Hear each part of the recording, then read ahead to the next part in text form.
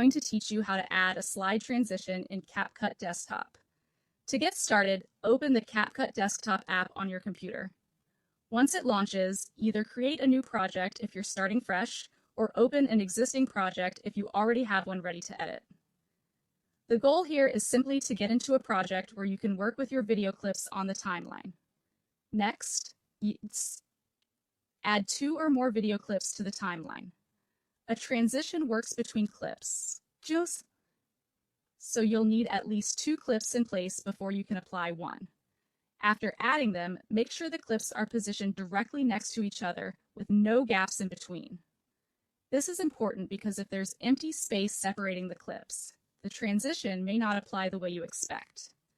Once your clips are lined up properly, go to the top toolbar and click on Transitions. This will open the Transitions library, where CapCut groups different transition styles into categories. From the left panel, click the Slide category. This section contains transitions that create a sliding motion from one clip to the next, which can give your edit a smooth and dynamic feel. Take a moment to browse the available slide transitions and look through the different options. When you find one you want to use, select it. If that transition hasn't been installed yet, click the download icon and wait for the download to finish. This usually only takes a moment, but it's important to let it complete before trying to apply the effect. After that, click the plus button to add the transition, or simply drag the slide transition directly between the 2 clips on the timeline. Then wait for the transition to appear on the timeline. Once it's visible, click on the transition itself so you can edit its settings. If needed, adjust the transition duration.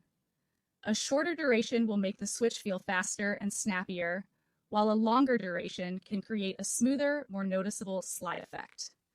Choose the timing that fits the pacing of your video. Now click the play button to preview the transition. Watch the cut between the clips and make sure the motion looks clean and natural. If everything looks good, that confirms the slide transition has been successfully applied.